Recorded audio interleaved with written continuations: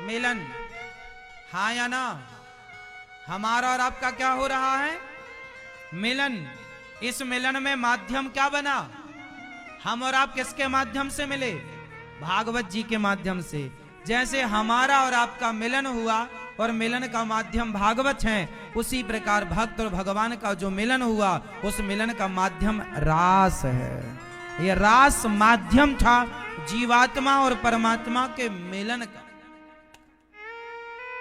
इस रास में कुछ लोग ना ये कहते हैं कि अरे कुछ आपने एक बात सुनी होगी कि तुम रचाओ तो रास लीला, हम करें तो करेक्टर ढीला। इसका मतलब ये हुआ कि आज रास का जो अर्थ है, आप ना भोग विलास से रास का अर्थ समझते हैं। रास मतलब नाचना कूदना आपको लगता है, पराई स्त्री पराई औरत के संग नाचना कूदना, आप इसे रास समझते हैं। रास का ये कोई मतलब नहीं है। आज रास का सही अर्थ क्या है वो हम आपको समझाएं।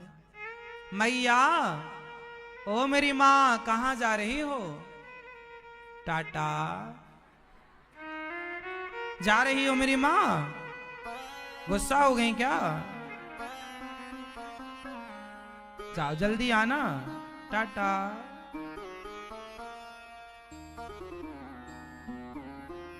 भगवान रास रचा रहे हैं। रास का सही अर्थ है भक्त और भगवान का मिलन।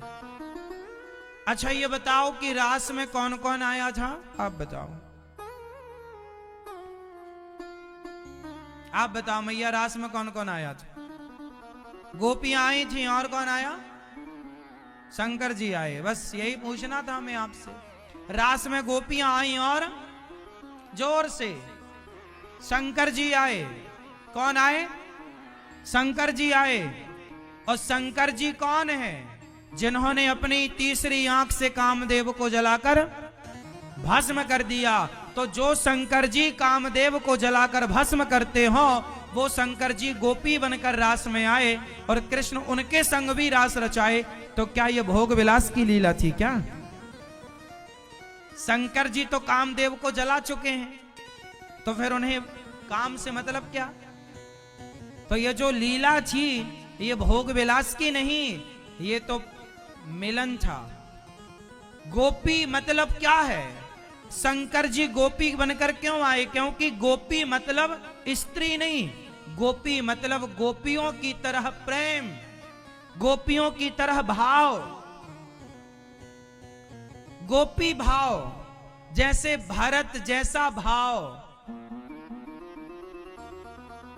जैसे हनुमान जी जैसा भाव हो, प्रहलाद जी जैसा भाव हो तो भगवान मिले। उसी तरह गोपियों जैसा प्रेम हो तो कृष्ण मिले।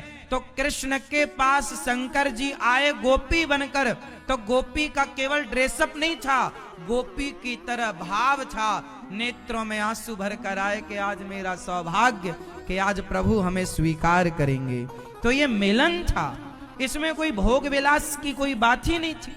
लेकिन आज का आदमी तो रास का मतलब वही समझता है, क्योंकि जो जैसा है वो वैसा ही ना समझेगा।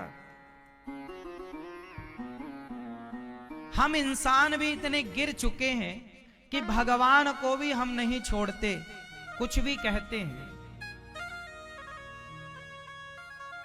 ये भूल जाते हैं कि भगवान, वो भगवान शंकर जो जहर पी लिए समुद्र मंथन का, जिन्होंने तीसरी आंख खोली तो कामदेव जलकर भस्म, वो शंकर जी आए और श्याम सुंदर से हाथ जोड़कर बोले, हे कन्हैया आप हमें भी अपने रास में सम्मिलित कर लो।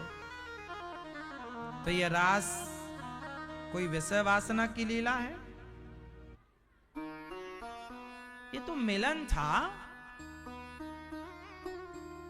जैसे आप लोग वृंदावन आए मिलने के लिए, बिहारी जी से मिलने के लिए, गौरी गोपाल भगवान से मिलने के लिए, कथा सुनने के लिए आए, आए कि नहीं? आप लोग भी तो अपना काम धाम छोड़ के आए हैं। सारे लोग आप अपना काम धाम छोड़ के आए, आए कि नहीं? ऐसे ही गोपियां आई, और गोपियों का मतलब केवल स्त्री नहीं, उस गोपी भाव से जो आया चाहे शंकर जी आए, चाहे नारद जी आए, चाहे प्रहलाद जी आए, तमाम पुरुष भी आए थे, लेकिन उनमें पुरुष नहीं, उसमें पुरुष स्त्री नहीं, उसका नाम गोपी नाम दिया गया। जैसे अभी हमारे देश में एक G20 सम्मेलन हुआ। कौन सा सम्मेलन हुआ? यही नाम था ना, यदि मुझे ठीक ठीक से याद है तो G20 था ना? क्यों जी, सही बताओ जोर से। अभी हमारे देश में एक सम्मेलन हुआ G20, जिसमें तमाम देशों के मुख्यमंत्री, राष्ट्रपति और वहां के वरिष्ठ लोग आए और हमारे देश के प्रधानमंत्री जी ने सबका स्वागत किया, सबके साथ वार्ता की और बढ़िया बातें हुई। तो ये जो G20 सम्मेलन था, ये मिलन था। ये क्या था? मिलन था। उस देश के प्रधानमंत्री से हमारे देश के प्रधानमंत्री का मिलन था। अब इसका नाम रखा गया G20। उसी तरह जो जीवात्मा और परमात्मा का मिलन था, उसका नाम रखा गया रास। क्या नाम रखा गया? रास। अब इस रास को आप गलत अर्थ करें तो उसमें आपकी बुद्धि का दोष है, उसमें भगवान का दोष नहीं। वो मिलन था साहब, वो नाम रखा जाता है किसी चीज का।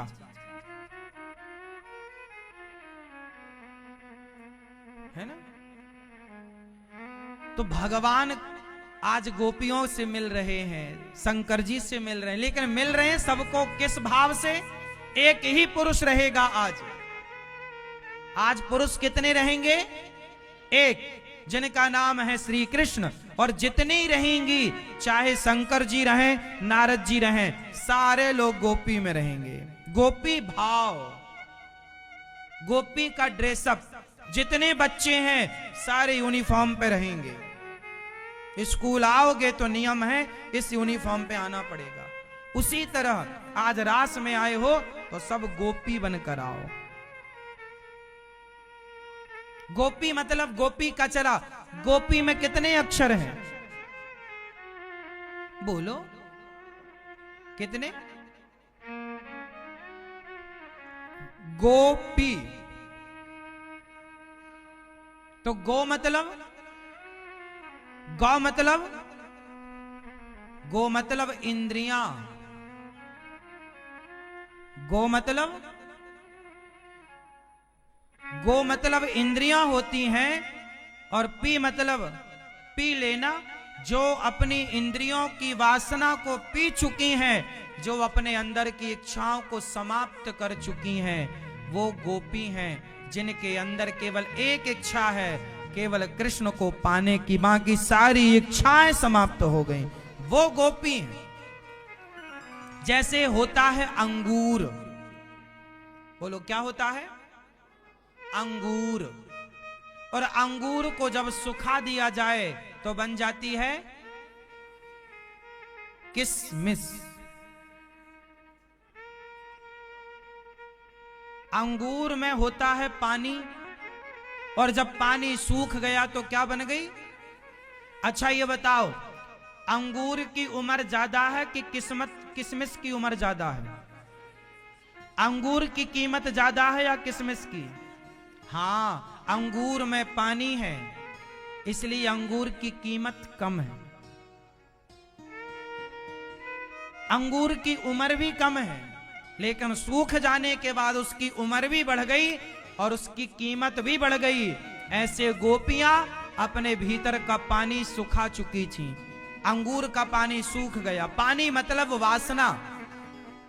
पानी मतलब वासना। हमारे भीतर जब तक वासना है तब तक हम अंगूर हैं, और जब हमारी वासना समाप्त हो गई तो हम बन गए किशमिश। तो गोपियां किशमिश थी, अंगूर नहीं थी। जिसके अंदर कोई इच्छा है वो अंगूर है, और जिसके अंदर कोई इच्छा नहीं तो गोपियां सूख चुकी थी। उनके भीतर की इच्छाएं, एक इच्छा रह गई थी, केवल एक इच्छा, कन्हैया तुम्हें एक नजर देखना है। जिधर तुम छिपे हो उधर देखना है, जिधर तुम छिपे हो उधर देखना है, कन्हैया तुम्हें एक नजर देखना। कन्हैया गोपियों की कितनी इच्छाएं थी? जोर से। एक कौन सी इच्छा? केवल भगवान को पाना, बाकी कोई इच्छा। अब बताओ वो गोपियां कोई भोगी विलासी थी क्या? अरे मीराबाई ने कृष्ण को किस रूप में प्यार किया? जोर से। मेरी मां मैया मीराबाई ने किस भाव से प्यार किया? पति। अब बताओ मीरा ने कृष्ण को पति के रूप में प्यार किया और कृष्ण उन्हें यदि पत्नी के रूप में स्वीकार कर लें, इसमें कोई बुराई है? आप में से किसी को आपत्ति है क्या कि मीरा ने कृष्ण को पति रूप में चाहा और भगवान उन्हें पति रूप में मिल गए और पत्नी के रूप में गले लगाया, प्यार किया? इसमें आपको कोई दिक्कत है क्या? है तो बताओ, हम आपकी दिक्कत दूर करें। था आपको कोई दिक्कत? हाँ, तो गोपियों ने कृष्ण को किस रूप में भजा है? बोलो मेरी मां। गोपियों ने कृष्ण को किस रूप में भजा? पतिम में कुरुते नमः। गोपियों ने कृष्ण को पति के रूप में भजा है। सारी गोपियां कृष्ण को क्या चाहती थी कि ये मेरे पति बने, ये मेरे। सारी गोपियों ने कृष्ण को अपना पति चुन लिया, तो भगवान उन्हें पति के रूप में मिल गए। इसमें किसी को क्या दिक्कत है? कुछ लोग कहते हैं भगवान तो रास रचाए। अरे भाई, भगवान जब राम जी सीता मैया के गले में माला पहनाए तो सीता मां की जितनी सखियां थीं सबका मन हुआ क्या राम कभी हमारे पति बनेंगे? 14 साल के वनवास में जितनी स्त्रियों ने राम जी गांव मोहल्ले से जब निकले तो सबने राम को देखा, तो राम को देखकर सबके मन में भाव आया क्या ये कभी हमारे पति होंगे? अच्छा एक बात बताओ, स्त्रियों के अंदर ना एक भाव सहज में आ जाता है। कोई सुंदर सा पुरुष देखकर, यदि सुंदर सा पुरुष देखकर किसी स्त्री के अंदर यह भाव आ जाए कि काश ये हमारा पति होता, जब सामान्य से पुरुष को देखकर यह भाव आ सकता है किसी के भीतर, तो गोपियों के भीतर, उन सखियों के भीतर भगवान को देखकर, भला भगवान से सुंदर कौन होगा? तो भगवान को देखकर किसी का यह भाव जाग गया कि काश ये हमारे पति होते। इसमें बुराई क्या है? भगवान से रिश्ता होना चाहिए, चाहे जो भी हो।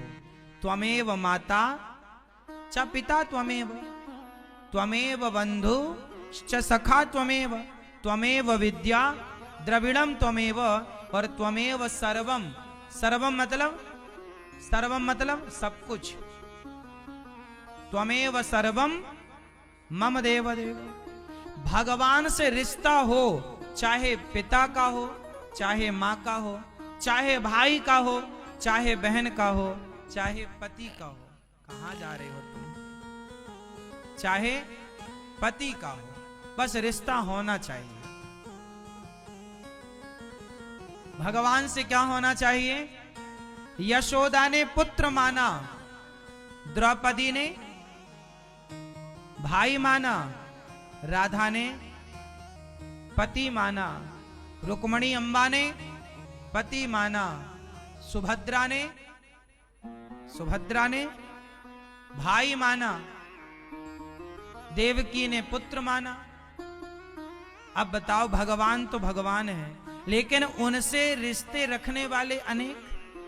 कोई पुत्र के रूप में देखता तो वो यशोदा बन जाती, कोई भाई के रूप में देखता तो वो द्रौपदी बन जाती। कोई बहन के रूप में देखता तो वो सुभद्रा बन जाती, और कोई पति के रूप में देखता तो वो रुक्मणी बन जाती। जाकी रही भावना जैसी, प्रभु मूरत देखी तिन तैसी। भगवान तो भगवान है, जो जिस भाव से देखना चाहे देख सकता है, स्वतंत्र है। तो ये जो गोपियां हैं ये वेद की ऋचाएं हैं। ये वेद की कौन है? और जब राम जी वनवास के दौरान संतों से मिले तो बहुत सारे संतों ने कहा कि आप हमारी कुटिया पर नहीं आए, आपको अभी हमने देखा नहीं जी भर के। हाँ, अभी हमने जी भर के देखा नहीं।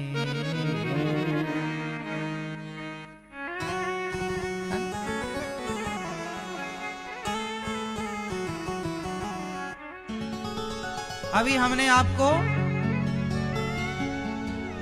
सारे संत कह रहे हैं, जब राम जी वनवास गए तो सब रोते रोते बोले, अभी हमने जी भर के देखा नहीं।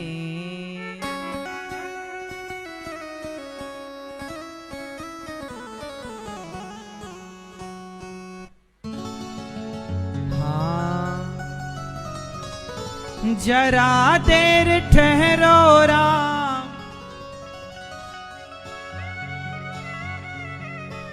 जरा देर ठहरो राम, तमन्ना यही है, अभी हमने जी भर के देखा नहीं है, अभी हमने जी भर के देखा नहीं है।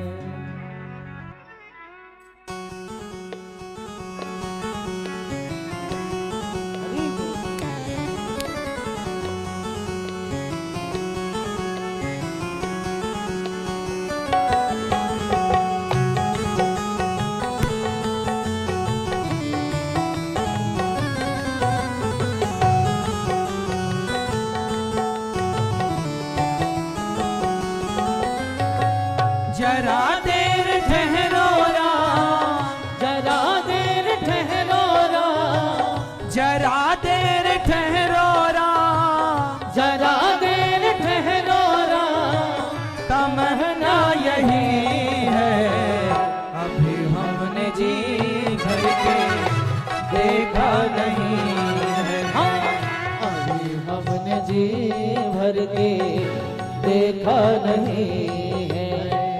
जरा देर ठहरो राम, जरा देर ठहरो राम, तमन्ना यही है, अभी हमने जी भर के देखा नहीं है, अभी हमने जी भर के देखा नहीं है।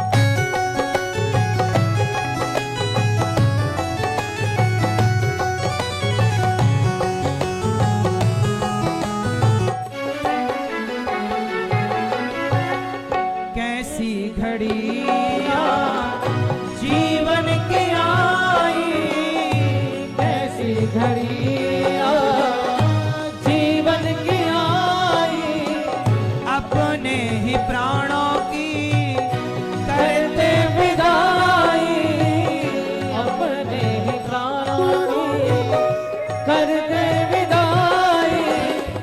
अब ये अयोध्या, अब ये अयोध्या हमारी नहीं है, अभी हमने जी भर के देखा नहीं है, अभी हमने जी भर के देखा नहीं है।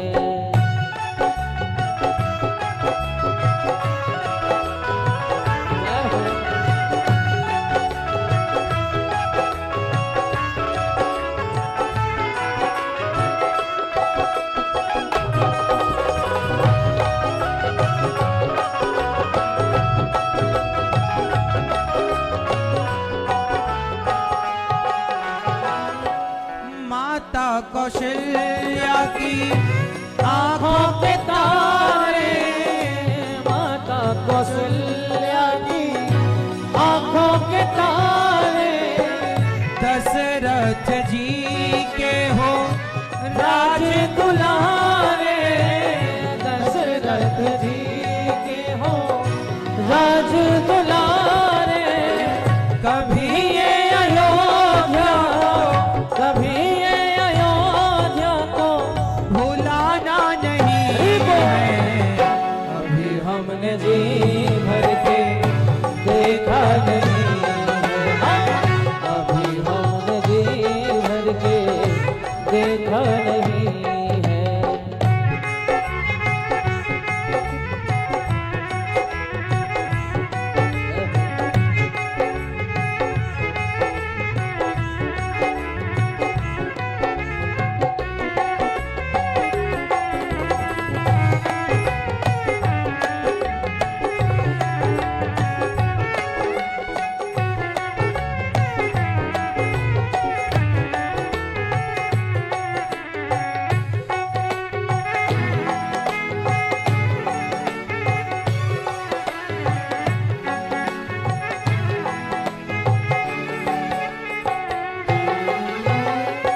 जाओ प्रभु अब समय हो रहा है, जाओ प्रभु अब समय हो रहा है।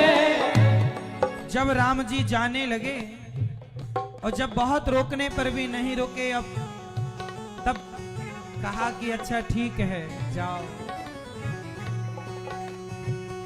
जाओ प्रभु अब समय हो रहा है, घरों का उजाला भी कम हो रहा है, घरों का उजाला भी कम हो रहा है। अंधेरी निशा का, अंधेरी निशा का ठिकाना नहीं है। अभी हमने जी भर के देखा नहीं है।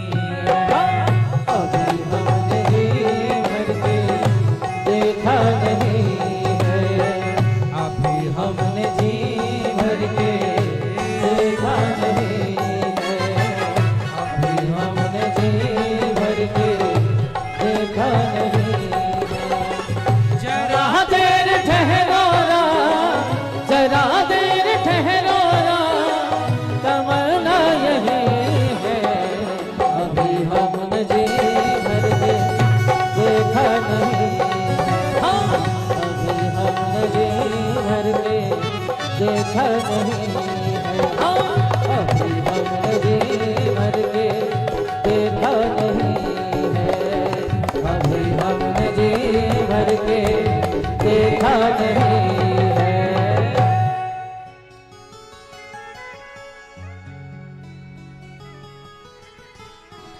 तो अभी हमने देखा नहीं है इसलिए मत जाओ।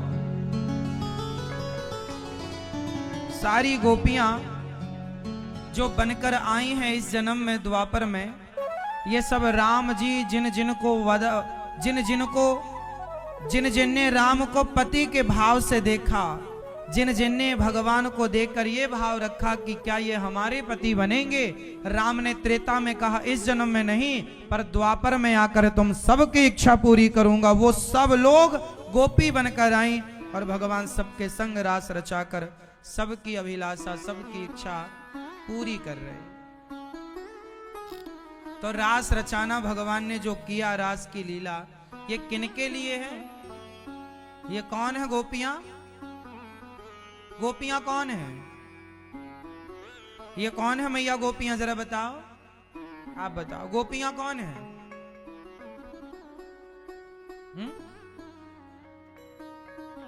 पिछले जन्म की साधु, पिछले जन्म की संत, पिछले जन्म की वो तपस्वी, वो वेद की ऋचाएं, सब लोग इस जन्म में क्या बनकर आई?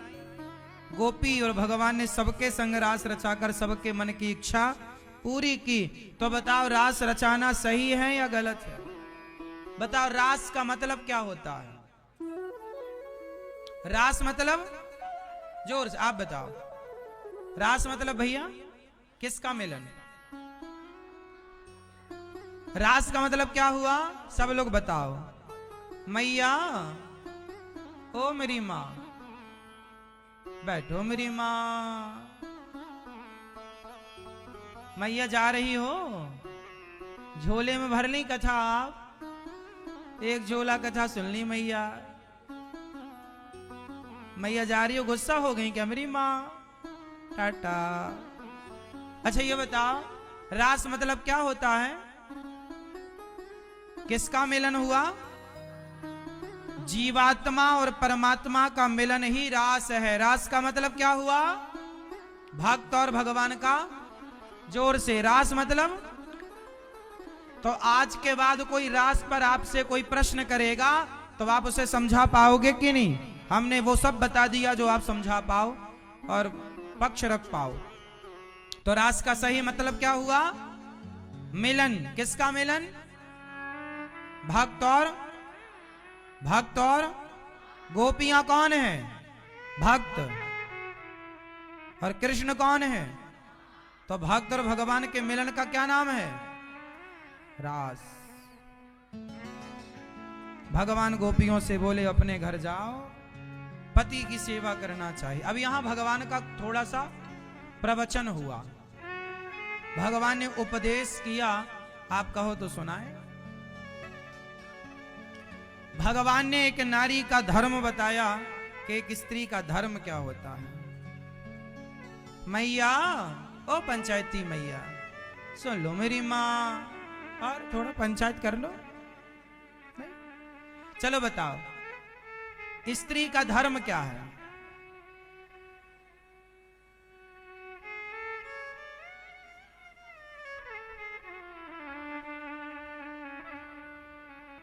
क्या धर्म है स्त्री का? आप पति की सेवा करती हो मेरी मां? पांव दबाती हो? बात मानती हो पति की? कहां पति आपके? तो काहे नहीं लाए पति को अपने? हाँ, पति भगवान कहते हैं, नारी के लिए पति भगवान है। पति कैसा भी हो,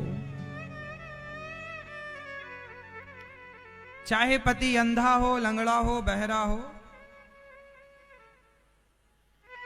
नारी का धर्म है पति की सेवा। दोषशीलो दुर्भगो वृद्धो जड़ो रोग्य धनो पीवा। पति कैसा भी हो, अंधा, लंगड़ा, बहरा, काना, कैसा भी हो, नारी के लिए पति कौन होता है मैया? पति कौन होता है मैया? बताओ कौन होता है? हाँ, दुश्मन? हाँ,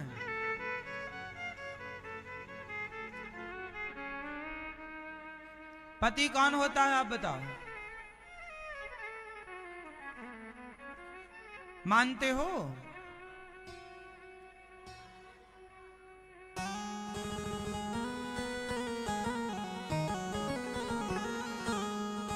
बिन परमेश्वर सूना मंदिर, बिंदिया बिना लीलार सूना,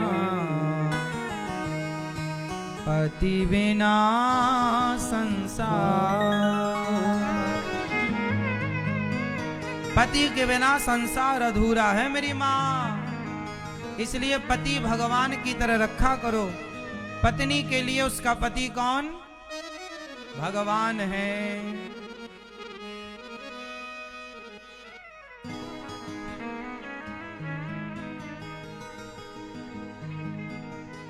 तुम ही से माथे की बिंदिया है, तुम ही से चूड़ी है, तुम ही से मेहंदी है हाथों की, तुम ही से जीवन है। पति से ही मांग है, पति से ही मंगलसूत्र है, पति से ही मेहंदी है, पति से ही माहौर है ना? पति से ही आपकी सुंदरता है, पति से ही आपका 16 श्रृंगार है। पति है तो श्रृंगार है, पति नहीं तो श्रृंगार नहीं। बिन परमेश्वर सूना मंदिर, बिंदिया बिना लीलार सूना। पति बिना संसार, पति के बिना संसार वैसा ही है जैसे मंदिर भगवान के बिना। मंदिर कितना भी बढ़िया हो पर मंदिर में भगवान ना हो तो उस मंदिर की शोभा नहीं। और पति ना हो तो नारी कितनी भी सुंदर हो, पति के बिना उसकी कोई शोभा नहीं है। इसलिए पति के साथ रहने पर नारी अधिक अच्छी होती है। पति ही ब्रह्मा पति ही विष्णु, पति नरवदाधा। पति ब्रह्मा, पति ही ब्रह्मा, पति ही विष्णु, पति नरवदाधा। जिस नारी ने पति को पाया उसकी नैया पार सोना। पति बिना संसार, पति है तो सब कुछ है। पति ब्रह्मा पति विष्णु, इसलिए पति के सिवा किसी की पूजा करने की जरूरत नहीं है स्त्रियों को। स्त्री अपने पति की सेवा करे बस, परमेश्वर माने।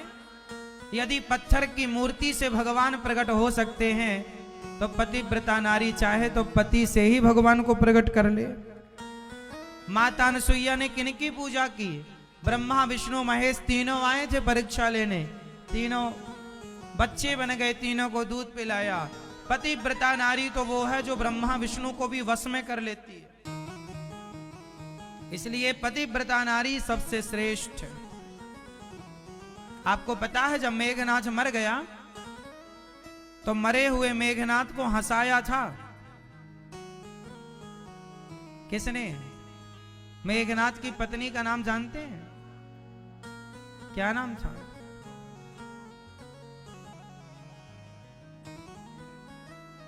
क्या नाम था? माता सिलोचना ने अपने मरे हुए पति मेघनाथ को लेकर जब सती होने लगी तो बंदर भालुओं ने मजाक में ही कह दिया, बड़ी पतिव्रता बन रही है। यदि तू सच्ची पतिव्रता है तो जरा हंसा कर दिखा अपने पति को। सिर कट चुका था, मेघनाथ मर चुका था, चिता पर धड़ रखा और सिर रखा। तब सिलोचना ने कहा कि यदि मैं पतिव्रता हूं तो प्राणनाथ हंसकर दिखाओ।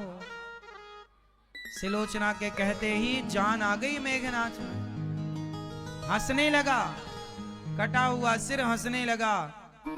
जब ये हंसी सुनी तो भगवान राम के कानों तक गई। दौड़े दौड़े आए, राम जी क्या हुआ? सारे बंदर भालू तो डर गए। भगवान ने कहा क्या हुआ? बोले प्रभु हमने तो यूं ही कहा था ये सच्ची। तब भगवान ने कहा कभी पतिव्रता नारी की परीक्षा नहीं लेनी चाहिए, ये बड़ी श्रेष्ठ पतिव्रता नारी है। इसलिए पतिव्रता सती हो गई फिर पति के साथ। कुल मिलाकर अर्थ ये समझ में आया कि नारी चाहे तो सब कुछ हो सकता है। पति की सेवा वो परमेश्वर की सेवा की तरह करे। एक पतिव्रत रहे जगत में, नारी का एक ही व्रत होता है। कोई अमावस्या नहीं, कोई पूर्णिमा नहीं, कोई व्रत नहीं, नारी का एक व्रत। कौन सा? एक पतिव्रत रहे जगत में, नारी का व्रत है पतिव्रता। कौन क्या हो नारी? क्या हो नारी? पतिव्रता। एक पतिव्रत रहे जगत में, सब व्रत हैं बेकार। बिन पति व्रत के नारी का तो जीवन है बेकार। सूना पति बिना संसार। स्त्री का एक ही व्रत, तो आप अपने पति की सेवा किया करो, पति के चरण दबाया करो जैसे लक्ष्मी जी दबाती हैं, और पति से खूब प्यार करो, खूब सेवा करो, भगवान मानकर सेवा करो। और पति को चाहिए कि वो अपनी पत्नी का सम्मान करे, नारी का आदर करे, अपनी पत्नी की इज्जत करे, अपनी पत्नी को भी लक्ष्मी माने और पत्नी का सदा आदर करे। जो पुरुष स्त्री का सम्मान करता है और जो स्त्री अपने पति की सेवा करती है, वो घर घर नहीं, वो बैकुंठ होता है, स्वर्ग होता है। और उन्हीं अच्छे पति पत्नी के घर में भक्त या भगवान का जन्म होता है। इसलिए पति पत्नी का तालमेल बना के रखना समझदारी है। सारे लोग रूठे तो रूठ जाएं, पति पत्नी में कोई कहा सुनी ना हो, पति पत्नी में झगड़ा ना हो, इसका मैं आपको एक उपाय बता सकता हूं यदि आप चाहें तो। पति पत्नी में झगड़ा ना हो, उपाय बता दूं? आपका होता है क्या? किस किस का झगड़ा होता है? अच्छा, पति पत्नी का होता है जिनका वो हाथ उठाएं। फिर आज से नहीं होगा, हम जो उपाय बताएंगे। किनका होता है? हाथ उठा लो। आपका तो होता, काहे नहीं उठा रही हो हाथ? भाई आपका होता है? हाँ, तो काहे नहीं उठा रही हो हाथ मेरी माँ? हाँ? बहुत कंजूस मैया है। ठंडी है महाराज, कौन हाथ उठाए? अंदर ही रहने दो, सॉल के भीतर।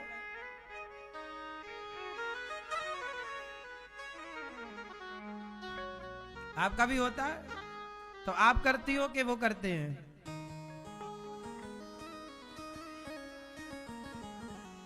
हाँ, उपाय सुनो।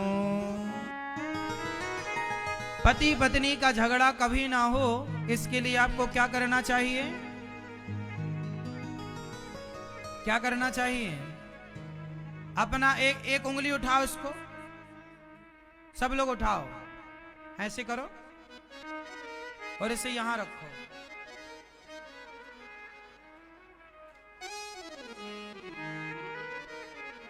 सब लोग रखो। मैया मैया रख लो मेरी माँ, और टुप्पा ही टाप रहो। तो आज से जब पति झगड़ा करे या पति कुछ कहे या पत्नी कुछ कहे, तो आप लोग सब लोग, पति लोग भी ये करेंगे। आप भी टुप्पा ही टाप रहना। दादाजी आपकी कहाँ है जोड़ी? है? कहाँ है? दादी अम्मा कहाँ है? घर में है? पत्नी है आपकी? कहाँ है? घर में है ना? तो लड़ती तो नहीं है? अब लड़ने लायक बचे ही नहीं। अब तो चुप्पा ही चाप रहा करो, टुप्पा ही टाप।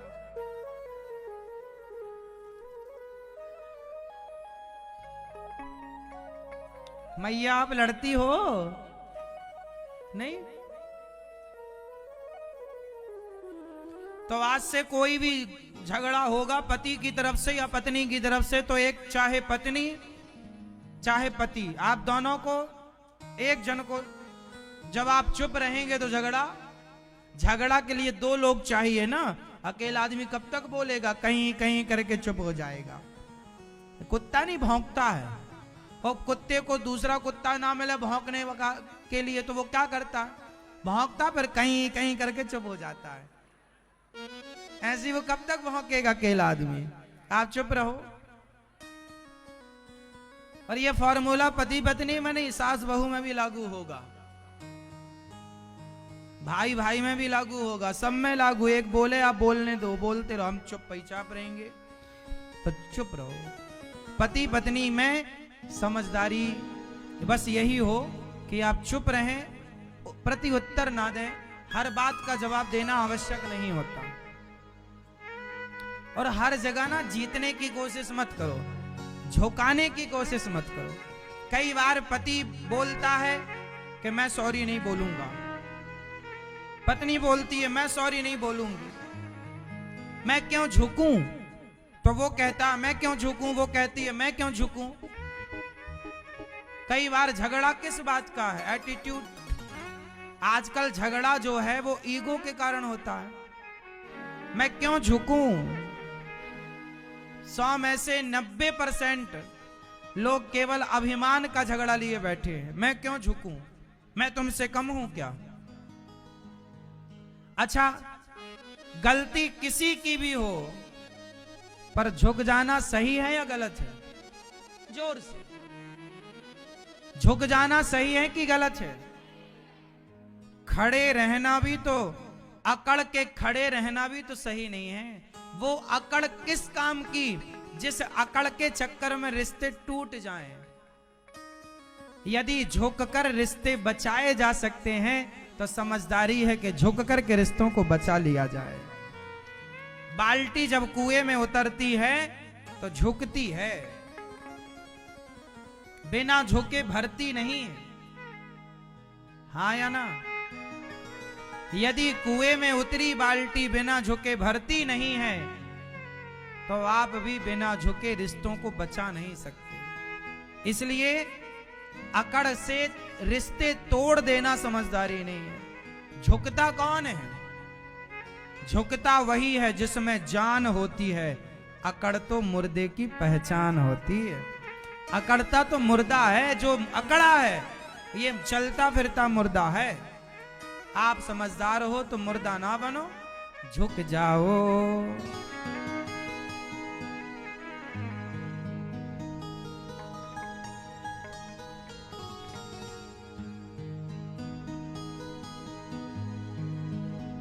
थोड़ा झुक जाओ। रिश्तों को झुक करके, हमारे यहां एक संत जी ने एक सुंदर सा दोहा कहा, रही मन धागा प्रेम का, मत तोड़ो चटकाए, टूटे से फिर ना जुड़े, जुड़े तो गांठ पड़ जाए। रिश्तों में गांठ नहीं पड़नी चाहिए। पति पत्नी का रिश्ता बहुत अच्छा है, माँ बेटे का रिश्ता बहुत अच्छा है, भाई भाई का रिश्ता बहुत अच्छा है। आजकल आप लोगों ने रिश्तों को समझा ही नहीं, रिश्तों को जाना ही नहीं, और लड़ झगड़ करके सारा कचरा कर लिया। हाँ भक्तों,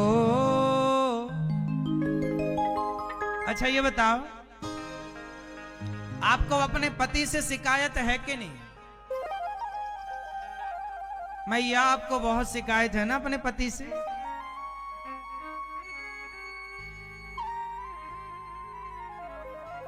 आपको शिकायत है अपने पति से?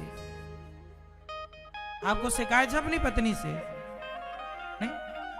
आपको शिकायत है अपने पति से? हाँ शिकायत है। आपको शिकायत है थोड़ी सी?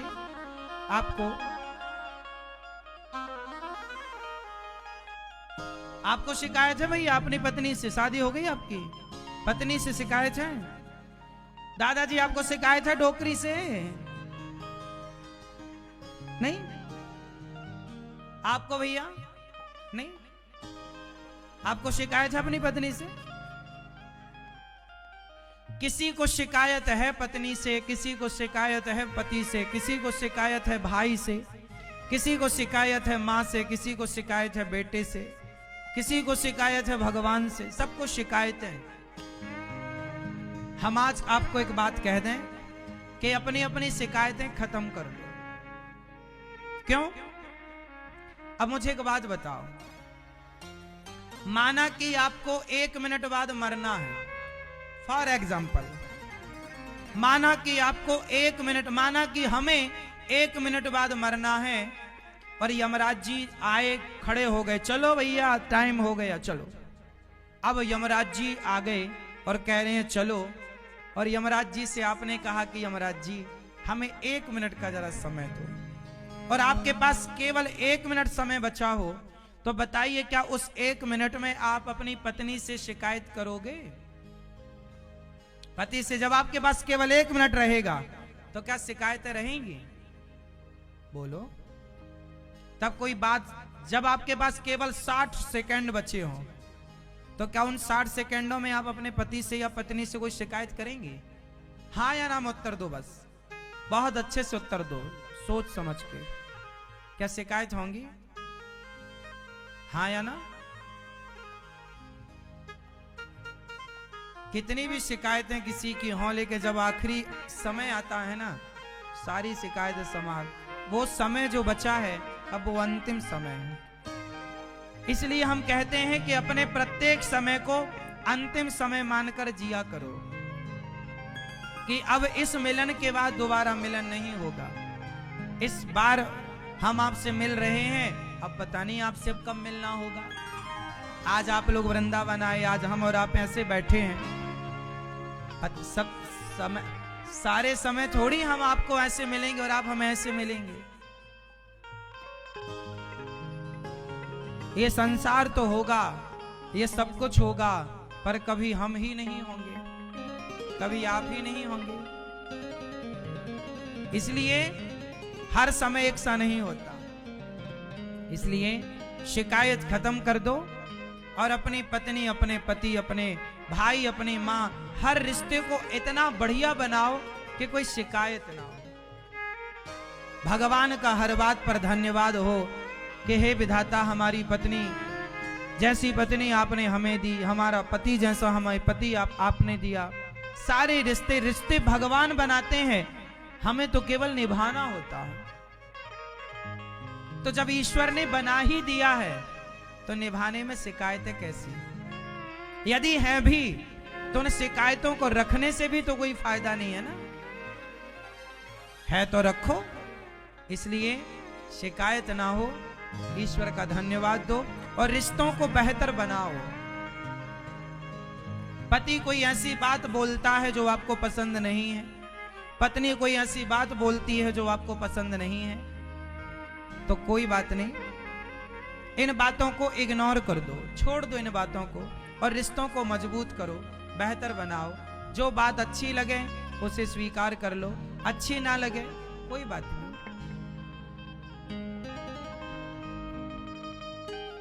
आप भोजन करने बैठते हैं, जितना आपको लगता है उतना खा लेते हैं, थाली में ज्यादा है तो आप छोड़ देते हैं। जो बातें अच्छी लगे वो ग्रहण कर लो, बाकी की बातें छोड़ दो। जब भोजन छोड़ देते हो तो बातें क्यों नहीं छोड़ पाते? बातें छोड़ देते ना तो इतना विवाद ही ना होता, इतना झगड़ा ही ना होता। बातें ही तो नहीं छोड़ पाते आप लोग। छोड़ दिया करो थोड़ी थोड़ी बातें। एक बार यमराज जी आए, चलो तो जो मरने वाला बोला। ये भजन तब गाया जाता है जब मृत्यु का समय आ जाए। आज भी राजस्थान में परंपरा है कि जब कोई मर जाए तो ये भजन गाया जाता है। हाँ भक्तो स्वर्गा से आयो है संदेश, बुलावो आग्यो राम को, बुलावो आग्यो राम को। भक्तो स्वर्गा से आयो है संदेश, बुलावो आग्यो राम को। भक्तों स्वर्गा से आयो है संदेश, बुलावो आग्यो राम को। अब किसका बुलावा आया? पिताजी का बुलावा। 1 मिनट की मोहलत दे दो, करूं बेटा से बात। एक मिनट की मोहलत दे दो, करो बेटा से बात। एक पिताजी का बुलावा आया, यमराज जी बोले चलो। तो पिताजी ने कहा 1 मिनट दे दो, हम अपने बच्चों से कुछ कहें। सारी जिंदगी जिन बच्चों से शिकायत थी, अब वो शिकायत खत्म हो गई और एक बाप अपने बेटों से बोलता है। देखो जब समय कम बचता है तब फिर सब भाव बदल जाते हैं। हमें कितनी भी नफरत हो किसी से, पर जब मृत्यु का समय आएगा ना तो नफरत अपने आप समाप्त हो जाएगी। समझ में आ जाएगा कि अब नफरत करने से फायदा भी तो नहीं है। इसलिए हम तो कहते हैं अभी ये मान लो कि आपका आखिरी समय है, किसी से नफरत ना करो। एक पिता ने बोला 1 मिनट की मोहलत दे दो, करूं बेटा से बात। भाई भाई प्रेम से रहना, भाई भाई प्रेम से रहना, जाना है सबको उसके पास। बुलावो आगे राम को, भाई भाई प्रेम से रहना, जाना है सबको उसके पास। बुलावो आगे राम को, जाना है भैया, इसलिए तुम प्रेम से रहो। भाई भाई जो आज सबसे ज्यादा लड़ाई झगड़ा कर रहे हैं, कोई फायदा नहीं है। फिर भी पता नहीं क्यों, आपस में प्रेम से रहो। घर के विवादों को घर पर ही सुलझाओ। तुम्हारे घर की लड़ाई झगड़े कोर्ट कचहरी तक जाएं, ये अच्छा नहीं है। जमाना देखता है तुम्हें आपस में लड़ते हुए। तुम्हारी लड़ाई का बहुत लोग गलत फायदा उठाते हैं। क्यों लड़ते हो? हाँ 1 मिनट की मोहलत दे दो, करूं बहू से बात। 1 मिनट की मोहलत दे दो, करो बहू से बात। 1 मिनट की मोहलत दे दो, करूं बहू से बात। एक सास मरने लगी, यमराज जी से कहा 1 मिनट रुक जाओ, जरा बहू से कुछ कहें। तो बहुएं जितनी हैं ध्यान देंगी। 1 मिनट की मोहलत दे दो, करूं बहू से बात। मैं तो मारो धर्म निभा दी, मैं तो मारो धर्म निभा दी, बांध के रखियो ये परिवार। बुलावो आगे राम को, हो मैं तो मारो धर्म निभा दी, बांध के रखियो ये परिवार। बुलावो आगे राम को, 1 मिनट की मोहलत दे दो। सास कह रही है बहू से, बेटा इस घर को टूटने मत देना। स्त्रियां चाहे लेना तो कभी कहीं झगड़ा ना हो। तो आप चाहोगी कब? हाँ 1 मिनट की मोहलत दे दो, करूं पति से बात। 1 मिनट की मोहलत दे दो, करो पति से बात। पति, एक पत्नी बोली अपने पति से, यमराज जी जरा रुको 1 मिनट, अपने पति से कुछ कह लूं। एक पत्नी क्या कह रही है पति से? आप लोग भी अपने पति से कह लो जो कहना है, पता नहीं कल हो ना हो, भरोसा नहीं जीवन का। अच्छे से रहो, प्यार से, ज्यादा लड़ाई झगड़ा ना किया करो। रोने के से देखो, मेरा मानना है कि किसी के मरने पे मत रोया करो। मेरा जो पर्सनल मानना है वो ये है कि किसी के भी मरने पर रोइए मत। जब तक वो जिंदा है तो उसकी हर जरूरत आप पूरी कीजिए, उसका सहयोग कीजिए और उससे प्रेम कीजिए। अपने मन से, वाणी से कभी उसका दिल मत दुखाइए, सदा उसके सहयोगी बन करके रहो। आप जीते जी ध्यान रखो, जीते जी ख्याल रखो, जीते जी सेवा करो, जीते जी सामने वाले को इतना प्रसन्न रखो कि उसकी आंखों में आंसू आ जाएं कि आप जैसा बेटा, आप जैसा पति, आप जैसा अपना भगवान सबको दे। मरने के बाद रो लेना बहुत आसान है, क्यों जी?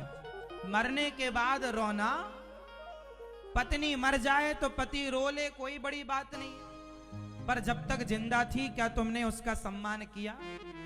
क्या उसका हाथ लेकर कभी तुमने अपने हाथ पर हाथ लेकर कहा कि तुम्हारी जैसी पत्नी सबको मिले, तुम बहुत ख्याल रखती हो, तुम बहुत अच्छी हो, तुम जब से मेरे जीवन में आई मेरा जीवन बदल गया? कभी पॉजिटिव बात की? कभी पत्नी को उसके हक का सम्मान दिया? यदि दिया तब तो आपको अधिकार है उसके मरने पर रोने का। यदि आपने उसके जीते जी उसके हक का सम्मान नहीं दिया तो आपको कोई अधिकार नहीं है कि उसके मरने पर आप आंसू बहाएं। आपने अपनी मां को जीते जी पानी दिया, जीते जी भोजन दिया, जीते जी सेवा की, जीते जी मां का ख्याल रखा, समय पर दवाई, समय पर मां का पूरा पूरा ख्याल रखा, तब तो आपको हक है मां के मरने पर रोने का। यदि आपने जीते जी मां का ख्याल नहीं रखा, केवल रोने आए हो तो मत रो। ऐसे रोने वालों से क्या काम? मां जिंदा थी तब तो तुम आए नहीं दो रोटी देने। मां तो जब जिंदा थी, जब तुम आए नहीं मां को देखने की कैसी हो मां, कभी हाल चाल नहीं पूछा, और मर गई तो रोने आ गए। रोने वालों की कमी थोड़ी थी जो तुम पूरी करने आ गए कमी को। जीते जी सहारा बनते तो जानते कि तुम बेटा हो। केवल रोने से ही कोई बेटा होगा क्या? रोना अच्छा है क्या? सेवा करना अच्छा है कि रोना? सेवा करो, मां का खूब ख्याल रखो, खूब इज्जत करो मां की, पत्नी का खूब ख्याल रखो, खूब सम्मान करो, पति का खूब सम्मान करो, खूब इज्जत करो, खूब सेवा करो, समाज के प्रत्येक व्यक्ति का सम्मान सेवा करो।